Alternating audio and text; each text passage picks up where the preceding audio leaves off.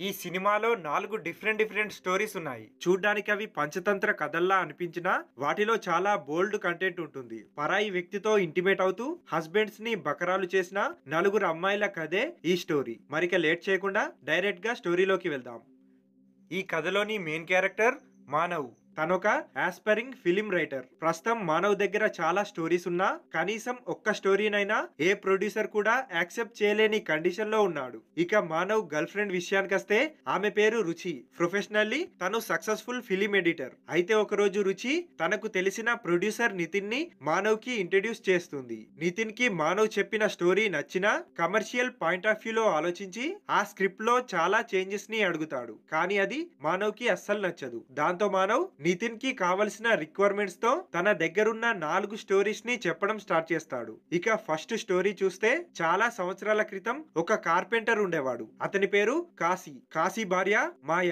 ఈ మాయ చాలా అందంగా ఉంటుంది. ఊరి మొత్తంలో తన అందాన్ని మించిన అమ్మాయి ఒక్కరు కూడా లేరు. ఇక ఈ కాశీ మాయాలు ఒకరినొకరు చాలా డీప్ గా లవ్ చేసుకునేవారు. కాశీ ప్రతిరోజు తన పనికి వెళ్తుంటే మాయ అతనికి చాలా రుచికరమైన స్పెషల్ డిషెస్ ని వండి పెడుతూ ఉంటుంది. అయితే ఇదే ప్రాసెస్ లో ఒక రోజు కాశీ తన వర్క్ లొకేషన్ లో మాయ చేత్తో వండిన వంటకాన్ని తన ఫ్రెండ్ ని టేస్ట్ చేయమని ఇవ్వబోతుంటాడు. బట్ కాశీ ఫ్రెండ్ ఆ ఫుడ్ ని తినడానికి యాక్సెప్ట్ చేయడు. రీజన్ ఏంటని కాశీ అడిగితే నీ భార్య ఈ ఫుడ్ ని నీ కోసం తయారు చేయట్లేదని, నువ్వు పని కోసం ఇక్కడికి వచ్చాక నీ ఇంటికి ప్రతిరోజు ఎవరో వ్యక్తి వచ్చి వెళ్తున్నాడని, నిజానికి మాయ ఈ ఫుడ్ ని అతని కోసమే చేస్తుందని సమాధానం ఇస్తాడు. దానికి కాశీ అది నిజం కాదని, అసలు ఈ విషయాన్ని నీకెవరు చెప్పారని అడిగితే నీకు తప్ప ఊరి మొత్తానికి ఎప్పటినుంచో ఈ విషయం తెలుసని అంటాడు. ఫైనల్ గా కాశీ నా భార్య అందాన్ని భరించలేక ఈ ఊరు మొత్తం ఇలాంటి పనికి మాలిన అబద్ధపు పుకార్లు పుట్టిస్తున్నారని అంటూ ఆ డిస్కషన్ ని అక్కడే క్లోజ్ చేసేస్తాడు. కానీ అతని మనసులో మాత్రం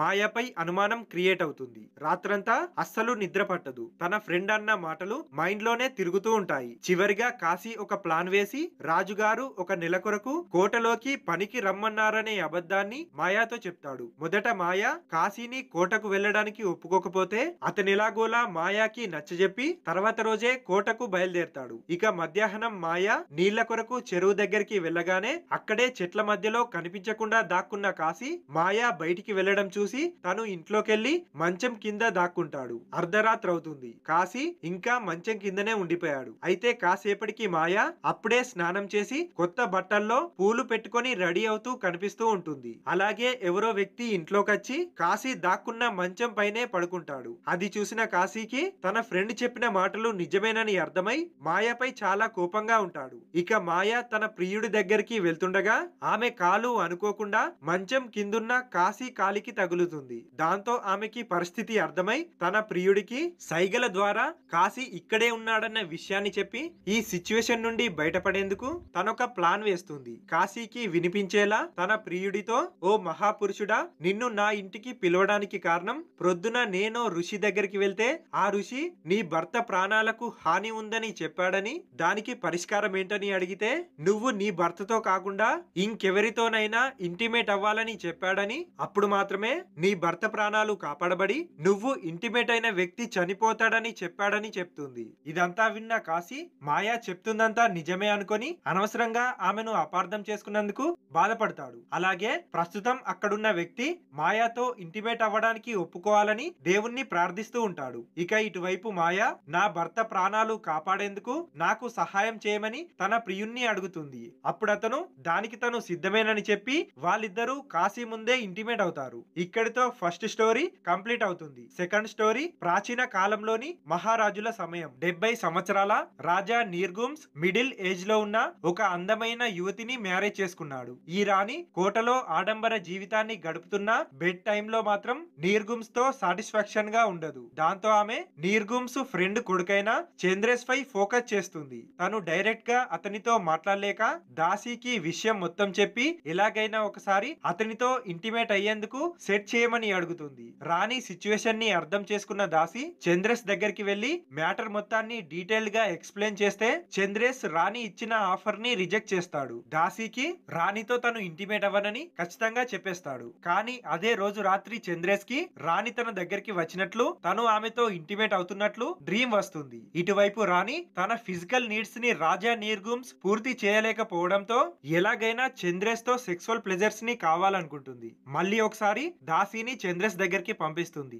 ఈసారి కూడా చంద్రేష్ తను రాజా గారి ఉప్పు తిన్నానని, ఎప్పటికీ తనకు అలాంటి ఆలోచన రాదని ఖచ్చితంగా చెప్పేస్తాడు. కానీ రాణి ఎంత చెప్పినా వినదని అతనికి అర్థమై 3 కండిషన్లతో ఆ కండిషన్స్ ని కనుక రాణి పూర్తి చేస్తే తను ఆమె చెప్పినట్లు చేస్తానని అంటాడు. ఇక తన మొదటి కండిషన్ గా రాజా నీర్గుమ్స్ కి ఇష్టమైన పిల్లిని అతని కళ్ళ ముందే రాణి చంపాలని, ఈ కండిషన్ ని పూర్తి చేశాకే మిగిలిన 2 కండిషన్స్ ని చెప్తానంటాడు. యాక్చువల్ గా చంద్రేష్ రాణి తనని వదిలేయాలని, ఆమె కంప్లీట్ చేయడం కష్టతరమైన కండిషన్స్ ని పెట్టాలని డిసైడ్ అయ్యాడు. కానీ రాణి ఎలాగైనా చంద్రేష్ తో ఇంటిమేట్ అవ్వాలని రాజా నీర్గుమ్స్ అతని ఫ్రెండ్ తో చెస్ ఆడుతుండగా వాళ్ళ కళ్ళ ముందే రాజాకి ఇష్టమైన పిల్లికి పాయిజన్ ఇచ్చి చంపేస్తుంది. మన మధ్యలో ప్రతిసారి ఇది అడ్డం వస్తుందని, దీనివల్ల నువ్వు నాతో ప్రేమగా ఉండట్లేదనే కారణాన్ని రాజాకి చెప్తుంది. ఫైనల్లీ రాణి చంద్రేష్ పెట్టిన మొదటి కండిషన్ ని కంప్లీట్ చేస్తుంది. ఇక చంద్రేష్ తన రెండో కండిషన్ ని దాసితో రాణి దగ్గరికి చేరేస్తాడు. ఆ కండిషన్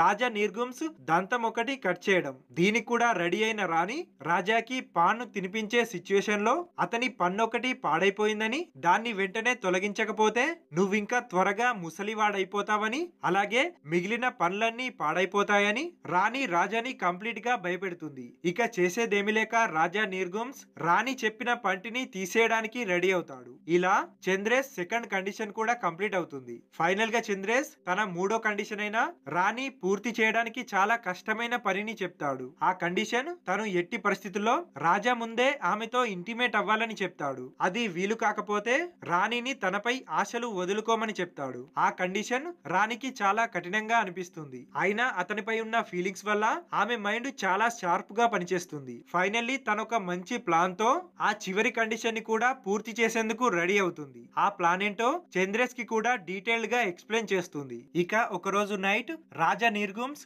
రాణిని తీసుకొని ఒక చెట్టు కిందికి వెళ్తుంటాడు.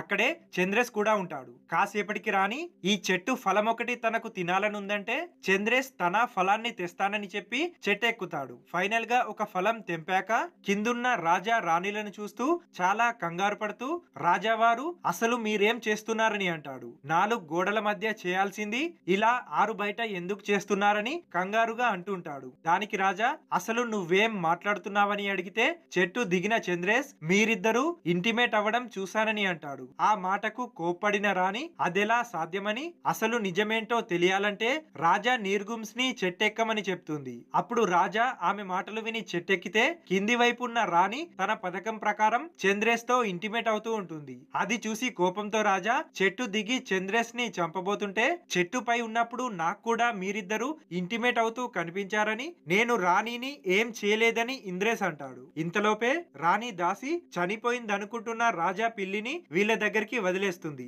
నిజానికి రాణి ఆ పిల్లిని చంపలేదు, జస్ట్ అన్కాన్షియస్ మాత్రమే చేసింది. ఇక రాణి కంప్లీట్ సిచ్యువేషన్ ని కవర్ చేయడానికి ఈ చెట్టుకి ఏదో మహత్యం ఉందని, అందుకే చెట్టెక్కిన వాళ్లకు కింద ఉన్న వాళ్ళు ఇంటిమేట్ అవుతున్నట్లు కనిపిస్తున్నారని, ఈ పిల్లిని కూడా ఈ చెట్టే బ్రతికించిందని రాజా నమ్మేలా మంచి స్టోరీ చెప్పేస్తుంది. ఇక్కడితో సెకండ్ స్టోరీ కంప్లీట్ అవుతుంది. ఇక మూడో స్టోరీ. ఈ స్టోరీలో మెయిన్ క్యారెక్టర్ మంజుల్ తన ఫ్రెండ్ వైఫ్ ఎవరితోనో ఇల్లీగల్ ఎఫైర్ పెట్టుకుందన్న విషయం తెలిసి తన భార్య కూడా అలానే చేస్తుందేమోనన్న అనుమానంలో ఉంటాడు. ఇదే విషయాన్ని తన ఫ్రెండ్ తో షేర్ చేస్తాడు. తన భార్య చాలా అందంగా ఉంటుందని, ఆమెకి పెళ్లి ముందు ఎలాంటి ఎఫైర్స్ లేవని చెప్పిందని, అదెలా సాధ్యమని అడుగుతూ ఉంటాడు. ఇప్పుడు ఏం చేయాలో అర్థం కావట్లేదంటాడు. దానికి తన ఫ్రెండ్ ఒక ప్రైవేట్ డిటెక్టివ్ ని హైర్ చేసుకొని డీటెయిల్స్ ఎంక్వైరీ చేసుకోమని చెప్తే ఇది చాలా పర్సనల్ విషయమని, ఇందులో ఇంకొకరి ఇన్వాల్వ్మెంట్ వద్దంటాడు. ఇక ఫైనల్ గా తన ఫ్రెండ్ నీకెలాగో మిమిక్రీ వచ్చు కాబట్టి వేషం మార్చుకొని నువ్వే నీ భార్య దగ్గరికి వెళ్లి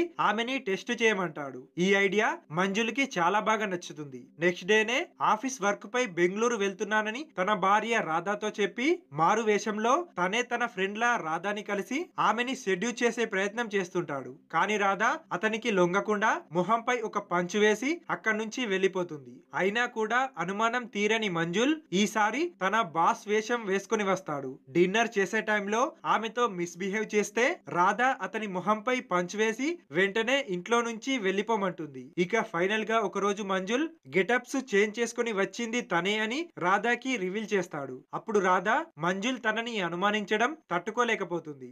ఇలా ఒక సంవత్సరం గడుస్తుంది. అయితే ఒకరోజు రాధాకి ఒక పెయింటర్ పరిచయం అవుతాడు. అతన్ని చూసిన వెంటనే రాధాకి అతనిపై ఇంట్రెస్ట్ క్రియేట్ అయి వాళ్ళ రిలేషన్షిప్ ని కొన్ని రోజులు కంటిన్యూ చేసి రాధా చాలా సార్లు అతనితో అతని ఇంటికి వెళ్లి ఇంటిమేట్ అవుతూ ఉంటుంది. తర్వాత ఒక రోజు ఆఫీస్ వర్క్ మీద మంజుల్ బెంగళూరు వెళ్తే రాధా ఆ పెయింటర్ ని తన ఇంటికే ఇంటిమేట్ అవ్వడానికి పిలుస్తుంది. కానీ మంజుల్ ఫ్లైట్ క్యాన్సిల్ అయి ఇంటికి తిరిగి వస్తే రెడీ హ్యాండెడ్ గా రాధా పెయింటర్ తో తన బెడ్రూమ్ లో దొరికిపోతుంది. తన సిచ్యువేషన్ అర్థమైన రాధా నువ్వు అక్కడున్నావేంటని, వేషం మార్చుకుని వచ్చింది నువ్వే అనుకున్నానని, అందుకే ఇలా బెడ్రూమ్ లోకి తీసుకొచ్చానని అంటుంది. అది విన్న మంజుల్ మైండ్ బ్లాంక్ అయిపోతుంది. ఇక్కడతో థర్డ్ స్టోరీ కంప్లీట్ అవుతుంది. ఇక నాలుగో స్టోరీలో ఒక బిజినెస్ మ్యాన్ తన భార్యతో అంతగా ఫిజికల్ సాటిస్ఫాక్షన్ పొందలేక హోటల్ రూమ్ లో బ్రోకర్ ద్వారా ఒక ప్రాస్టిట్యూట్ ని బుక్ చేసుకుంటాడు. హోటల్ కి వచ్చాక బ్రోకర్ కి కాల్ చేసి ఆ ప్రాస్టిట్యూట్ ని పంపమని చెప్తే కాసేపటికి ఒక బురకా వేసుకున్న లేడీ తన డోర్ తడుతుంది. ఆమెని లోపలికి తీసుకొచ్చిన ఆ బిజినెస్ మ్యాన్ చాలా ప్రేమగా మాట్లాడే ప్రయత్నం చేస్తుంటాడు. బట్ ఆమె నుండి ఎలాంటి రెస్పాన్స్ రాకపోవడంతో ఫేస్ పై ఉన్న బురకాని తీసేస్తాడు. అప్పుడు ఆమెను చూసి ఒక్కసారిగా షాక్ అవుతాడు. యాక్చువల్ గా ఆ లేడీ ఎవరో కాదు, అతని వైఫ్. ఇక తన వైఫ్ నువ్వు హోటల్లోకి రావడం నా ఫ్రెండ్ చూసి చెప్పిందని, అందుకే నిన్ను రెడ్ హ్యాండెడ్ గా పట్టుకోవడానికి ఇక్కడికి వచ్చానని అతనిపై అరిచి కోపంగా వాష్రూమ్ లోకి వెళ్లి డోర్ వేసుకుంటుంది. ఇక్కడే అసలు ట్విస్ట్ రివీల్ అవుతుంది. ఈ లేడీ ఎవరికో కాల్ చేసి నా కోసం బుక్ చేసిన వ్యక్తి డీటెయిల్స్ ని వెరిఫై చేయమని ఎన్నిసార్లు చెప్పాలి అని అరుస్తూ మీరు చేసిన మిస్టేక్ వల్ల నేను నా భర్త రూమ్ కే వచ్చానని కోపడుతుంది. అంటే యాక్చువల్ గా ఈమె ప్రాస్టిట్యూట్. ఇక ఇటువైపు అసలు విషయం తెలియని బిజినెస్ మ్యాన్ తన భార్య వాష్రూమ్ లో నుండి బయటికి వచ్చాక క్షమించమని బ్రతిమలాడుతూ ఉంటాడు. ఫైనల్ గా తన భార్య 2 లక్షల విలువైన నెక్లెస్ గిఫ్ట్ అనే కండిషన్ తో అతన్ని క్షమించి అదే రూమ్ లో అతనితో ఇంటిమేట్ అవుతుంది. ఇక్కడితో ఫోర్త్ స్టోరీ కంప్లీట్ అవుతుంది. ఇక ఈ 4 స్టోరీస్ ప్రొడ్యూసర్ నితిన్ కి చాలా బాగా నచ్చుతాయి. అయితే వీటన్నిటిని కలిపేలా క్లైమాక్స్ రాయమని, అప్పుడే తను దీన్ని ప్రొడ్యూస్ చేస్తానని అంటాడు. దానికి మానవ్ క్లైమాక్స్ సీన్ గా ఈ కథలన్నింటినీ ఒక ప్రొడ్యూసర్ వింటాడని, అతను తన వైఫ్ పై ఎప్పుడూ అనుమానపడేవాడని, ఈ కథల ద్వారా చివరకు తను ఆమెను అర్థం చేసుకొని హ్యాపీ ఫ్యామిలీ లైఫ్ లోకి వెళ్తాడని చెప్తాడు. ఇక ఇదే సీన్ తో ఈ మూవీ కంప్లీట్ అవుతుంది. మానవ్ చెప్పిన 4 స్టోరీస్ లో మీకేది ఇంట్రెస్టింగ్ గా అనిపించిందో కింద కామెంట్ లో చెప్పండి.